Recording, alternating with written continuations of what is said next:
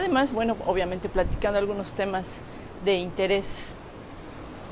Ya vi que no estoy viéndome yo. A ver si así. Digo, está bien que vean el atardecer, pero también si me veo yo de casualidad. Ahí está, ya no le voy a mover. Me gustaría tocar con ustedes 3 temas que considero de interés. Hay muchos, pero bueno, tampoco nos vamos a tardar aquí horas. Pretendo que no nos tardemos más allá de unos 15 minutos para que todos alcancemos a ver el video completo. El primer tema es algo que es, wow, se la volaron allí en Baja California. Resulta que en el Congreso de Baja California se reúnen los diputados y reforman la constitución local. Habían tenido elecciones para gobernador. Gana un gobernador del partido Morena por 2 años. Esto para homologar las elecciones con las federales en el siguiente periodo. Ese es el espíritu de cuando los periodos de las gubernaturas no son de 6 años. No es nada más por el capricho de algunos, sino se trata de homologar precisamente los periodos de las elecciones y que no haya tantas elecciones como normalmente tenemos casi cada año, sino que ya sean cada 3 o cada 6, porque si no en varias partes de la República se vuelve un relajo teniendo elecciones muy frecuentemente. Bueno, ese fue el espíritu de que el gobernador de Baja California fuera electo para 2 años. Pues resulta que se reúne el Congreso de ese estado y votan a favor de que el periodo de ese gobernador electo se amplíe a 5 años. O sea, la gente votó por un gobernador para 2 años y el Congreso hace ese movimiento modificando su constitución local. Lo que a todas luces es una atrocidad en todo sentido. La gente votó por algo y eso es lo que se debe respetar. Si desde un principio las reglas hubiesen sido, ok, esta persona va a gobernar durante 5 años o durante 6 o durante el periodo que sea, bueno, entonces la gente sabrá si vota por él o no. Pero el espíritu es respetar el voto de las personas de Baja California, que fue para 2 años y los diputados de ninguna manera pueden ampliarlo a 6. Ahora, el gobernador electo es del partido Morena. Entonces ustedes dijeran, bueno, es que entonces todos los diputados de Morena de Baja California Sur fueron los que votaron. Pues sorpresa, no, resulta que hubo partidos de todos, incluso 7 diputados del PAN de Baja California están justamente en este momento en proceso de expulsión de su partido, precisamente por violentar. O sea, ¿cómo votaron a favor de eso? En un principio, cuando la noticia se dio a conocer, pues sí, claro, todos pensamos eso, claro, Morena fue a avalar que el gobernador en lugar de 2 años sea de 5. No, sorpresa, fueron varios partidos que están que quisieron modificar y de hecho la modificaron, pero que a todas luces es incorrecto. Ahí lo que tengan que hacer, pero no se puede que las personas votan por un periodo y se amplíe de la nada por otro. Eso es un escándalo y les comento, ya está en proceso de expulsión los 7 diputados provenientes del PAN que votaron a favor.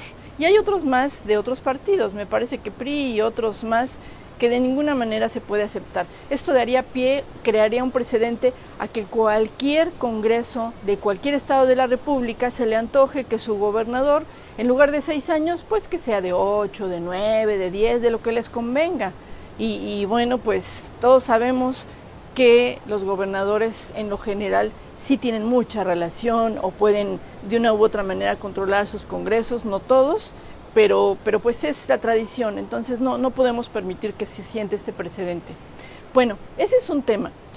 El otro tema que les quiero tocar, hay un incendio ahorita en la biosfera de Siancán que al parecer está muy fuerte y justamente la fortuna de las redes sociales es que ya nos podemos enterar de todo en el mismo momento.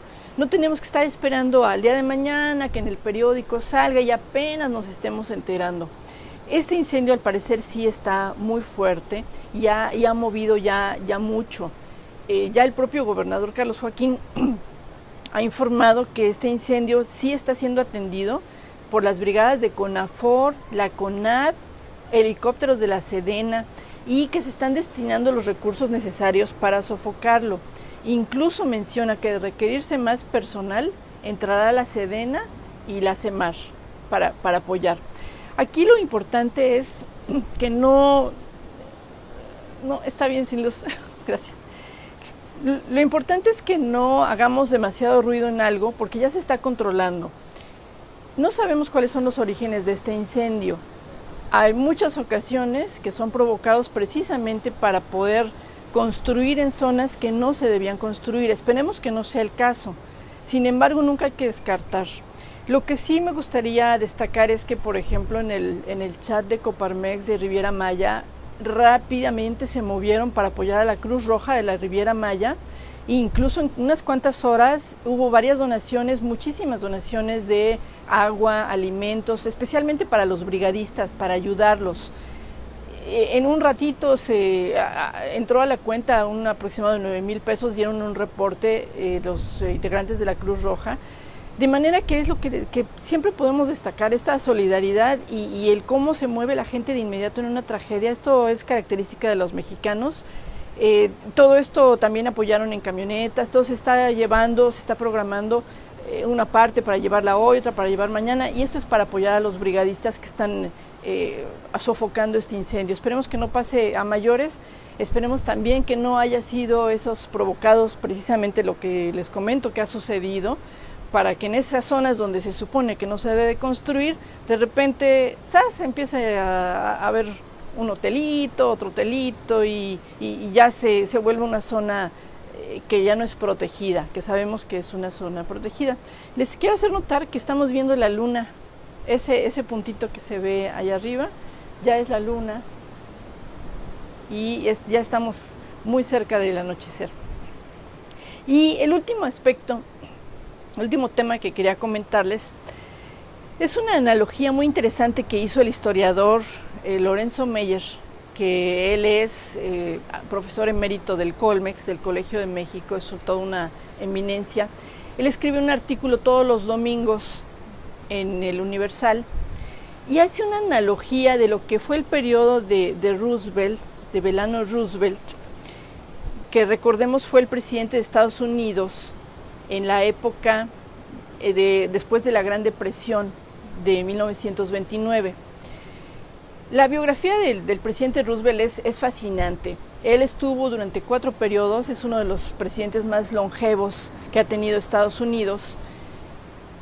Y la analogía que hace Lorenzo Meyer es por lo siguiente, es por el periodo de transformación que se está viviendo en México. Lorenzo Meyer menciona y nos recuerda el New Deal.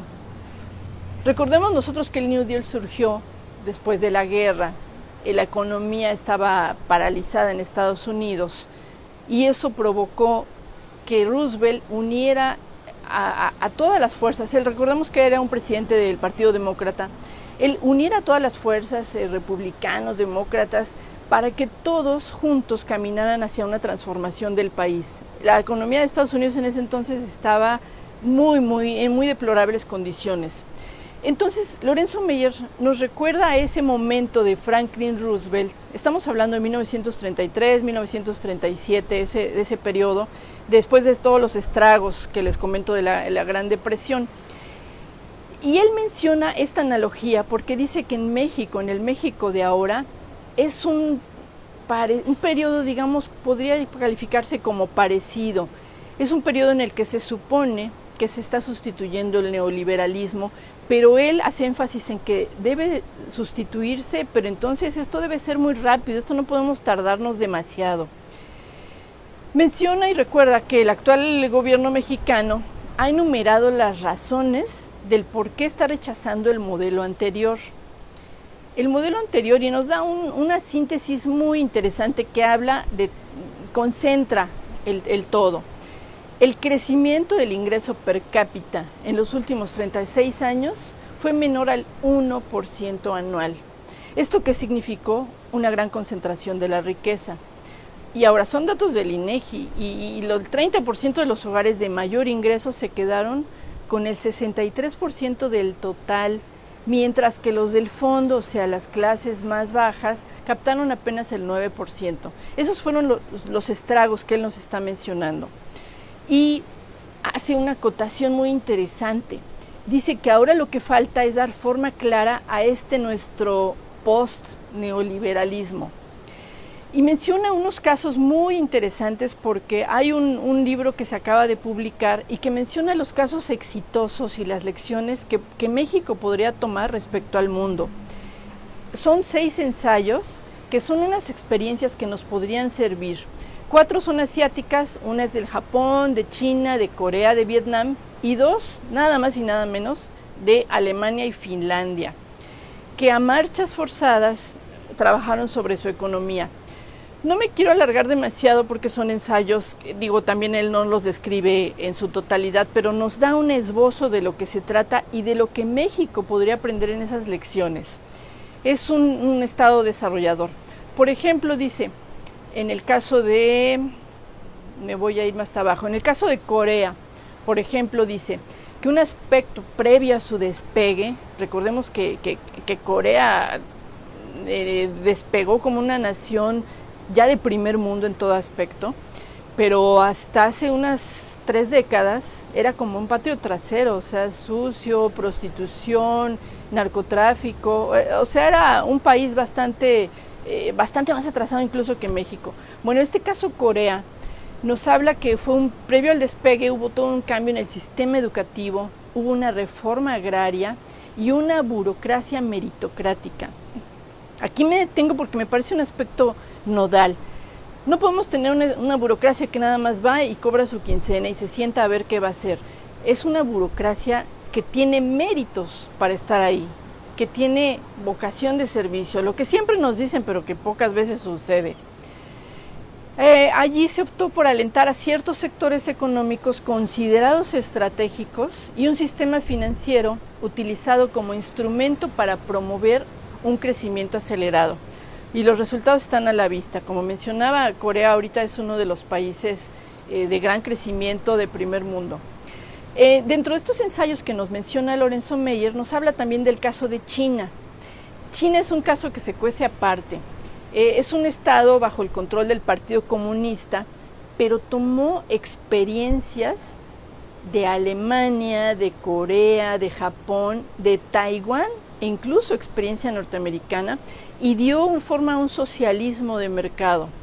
En este análisis hay un gran peso en el aspecto cultural, en el confucianismo, que refrenda otra vez una meritocracia administrativa, y una concentración del poder que busca conjurar el caos del pasado, y vaya que ha logrado resultados tremendos. Otro caso, el de Finlandia, que es muy interesante, resalta por su estado del bienestar. El énfasis que le dio a la inversión educativa para la creación de capital humano, también hubo un énfasis en su consolidación de empresas públicas, que es algo de lo que está tratando de hacer el presidente de la República en México. Hubo límites a la inversión extranjera y diversificación de mercados externos. Aquí me quiero detener un poco porque normalmente Finlandia la utilizamos como un ejemplo de esos de primer mundo, como países inalcanzables que normalmente están muy lejos de nuestra cotidianeidad como mexicanos. Pues reitero, es inversión educativa, o sea, como que debemos enfocarnos mucho en eso, el fortalecimiento de sus empresas públicas, o sea, estamos hablando del fortalecimiento acá, pues que si Pemex, que CFE, y en Finlandia, regreso, los límites a la inversión externa. No toda inversión externa es al 100% benéfica para un país. A veces son capitales golondrinos que nada más son capitales que especulan, pero que no realmente van a la productividad de un país. Yo creo que hay que cuidar también, no nada más es decir, queremos mucha inversión extranjera, sí, ¿en dónde exactamente va a ser la inversión extranjera y si va a ser realmente benéfica para el país? En el caso de Finlandia, también menciona Lorenzo Meyer, lo de la diversificación de los mercados externos, y eso me parece que le falta mucho a México.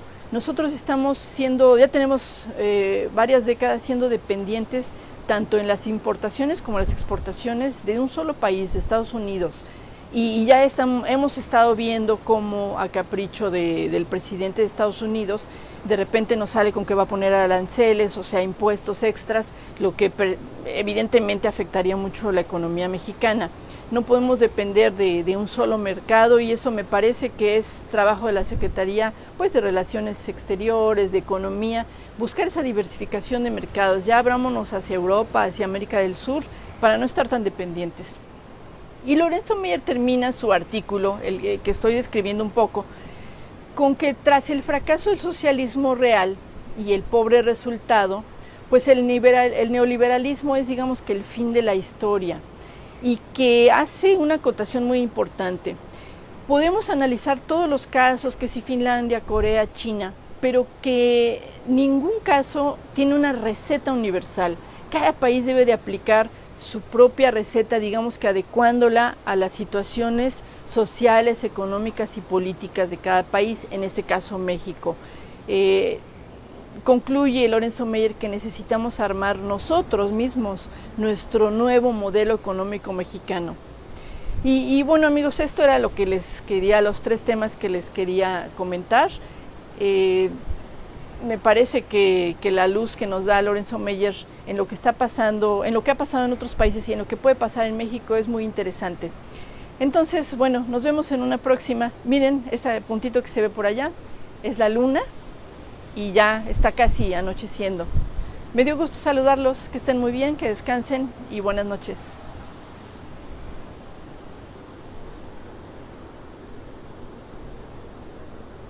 Los dejo con la vista de la luna unos cuantos segundos más.